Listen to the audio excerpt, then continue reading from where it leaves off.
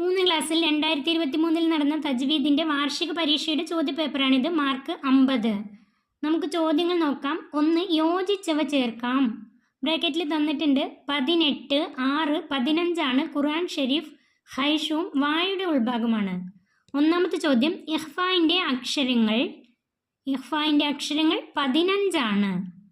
2. നബി സല്ലല്ലാഹു അലൈഹി വസല്ലമയ്ക്ക് അള്ളാഹു നൽകിയ ഏറ്റവും പ്രധാനപ്പെട്ട മുഅ്ജിസത്ത് ഡാഷ്.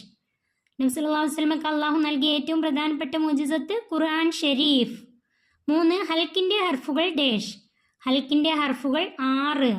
ഏതൊക്കെയാണ് ഹൽക്കിൻ്റെ ഹർഫുകൾ? അംസ്, ഹാ, ഐന്, ഹാ, ഐന്, ഹാ. 4. നാവിൽ നിന്ന് 10 സ്ഥാനങ്ങളിൽ നിന്നായി പുറപ്പെടുന്ന അക്ഷരങ്ങൾ ഡാഷ്.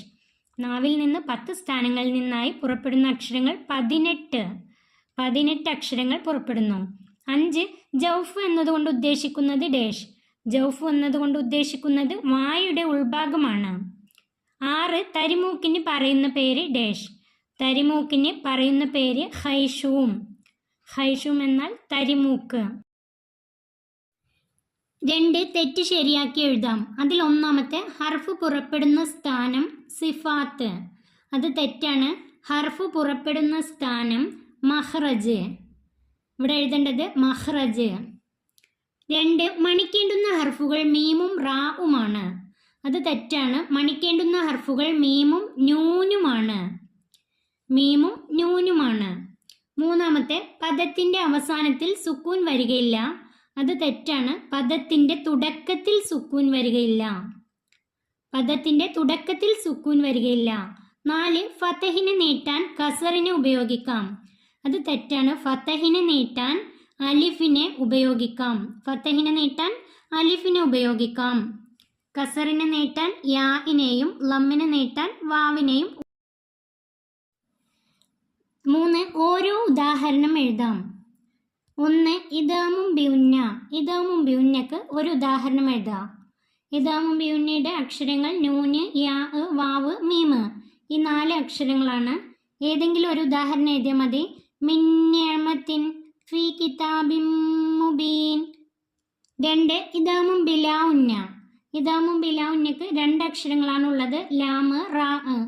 അതിൽ നിന്ന് ഒരു ഉദാഹരണം എഴുതിയാൽ മതി. മിർ റബ്ബിഹിം ഈശത്തിർ റാളിയ. 3. ഇക്ലാബ്. ഇക്ലാബിൻ്റെ ഹർഫ് ബാ ആണ്. ഉദാഹരണം മിംബഅദു കിറാമിൻ ബററ. 4. ഇഖ്ഫാ. ഇഖ്ഫായിന് 15 ഹർഫുകളാണ് ഉള്ളത്. അതിൽ നിന്ന് ഒരു ഉദാഹരണം കുൻത അദ്നിൻ തജ്രി. ഇനി അടുത്തത് വ്യക്തമാക്കാം. അതിൽ ഒന്നാമത്തെ ചുണ്ടിൽ നിന്ന് പുറപ്പെടുന്ന ഹർഫുകൾ. ചുണ്ടിൽ നിന്ന് പുറപ്പെടുന്ന ഹർഫുകൾ 4 അക്ഷരങ്ങളാണ് ഉള്ളത്. ഫാ, വാവ്, ബാ, മീമ്. ഹുറൂഫു ഷഫത്ത്. ചുണ്ടിൽ നിന്ന് പുറപ്പെടുന്ന ഹർഫുകൾ ഫാ, വാവ്, ബാ, മീമ്. 2. തൊണ്ടയുടെ മുകൾ അറ്റത്തിന് അറബിയിൽ പറയുന്ന പേര്. തൊണ്ടയുടെ മുകൾ അറ്റത്തിന് അറബിയിൽ പറയുന്ന പേര് അദ്നൽ ഹൽക്ക്. അടുത്തത് 3ാമത്തെ ചോദ്യം, തൊണ്ടയുടെ താഴെ അറ്റത്തിന് അറബിയിൽ പറയുന്ന പേര്. തൊണ്ടയുടെ താഴെ അറ്റത്തിന് അറബിയിൽ പറയുന്ന പേര് അഖ്സൽ ഹൽക്ക്. തൊണ്ടയുടെ മുകൾ അറ്റത്തിന് പറയുന്ന പേര് അദ്നൽ ഹൽക്ക്. തൊണ്ടയുടെ താഴെ അറ്റത്തിന് അഖ്സൽ ഹൽക്ക്. തൊണ്ടയുടെ മധ്യത്തിന് വസ്തുൽ ഹൽക്ക്. അതും കൂടെ പഠിച്ചു വെക്കാം. അടുത്തത് 5ാമത്തെ ഉത്തരം എഴുതാം. അതിൽ ഒന്നാമത്തെ മണിക്കൽ ഉണ്ടാകുന്നത് എവിടെ നിന്നാണ്? അതിൻ്റെ ഉത്തരം തരിമൂക്കിൽ നിന്ന്. മണിക്കൽ ഉണ്ടാകുന്നത് തരിമൂക്കിൽ നിന്ന്. 2. സുക്കൂനുള്ള നൂനാണെന്നും മനസ്സിലാക്കണം ഏതിന്? സുക്കൂനുള്ള നൂനാണെന്ന് മനസ്സിലാക്കണം ഏതിന്? അതിൻ്റെ ഉത്തരം ചില നൂനുകൾക്ക് ഒന്നും കാണുകയില്ല. അവയെ സുക്കൂനുള്ള നൂനാണെന്ന് മനസ്സിലാക്കണം. ചില നൂനുകൾക്ക് ഒന്നും കാണുകയില്ല. അവയെ സുക്കൂനുള്ള നൂനാണെന്ന് മനസ്സിലാക്കണം. കള്ളികളിൽ യോജിച്ചവ കൊണ്ട് പൂർത്തിയാക്കാം. ഉദാഹരണം ഇൽഹാറ്. ഇൽഹാറ് വെളിവാക്കൽ, മണിക്കരുത്. അതിൽ ഒന്നാമത്തെ ചോദ്യം ഇദാമും ബിഉന്ന. ഇദാമും ബിഉന്ന എന്ന് പറഞ്ഞാൽ ഷദ്ദോടുകൂടി മണിക്കണം. ഷദ്ദോടുകൂടി മണിക്കണം. 2. ഇദാമും ബിലാ ഉന്ന. ഇദാമും ബിലാ ഉന്ന മണിക്കാതെ ഷദ് ചെയ്യണം. മണിക്കാതെ ഷദ് ചെയ്യണം. 3. ഇക്ലാബ്. ഇക്ലാബ് മീമായി മറിച്ചു മണിക്കണം. മീമായി മറിച്ചു മണിക്കണം. 4 ഇഖ്ഫാ. ഇഖ്ഫാ തരിമൂക്കിലേക്ക് മറച്ചു മണിക്കണം.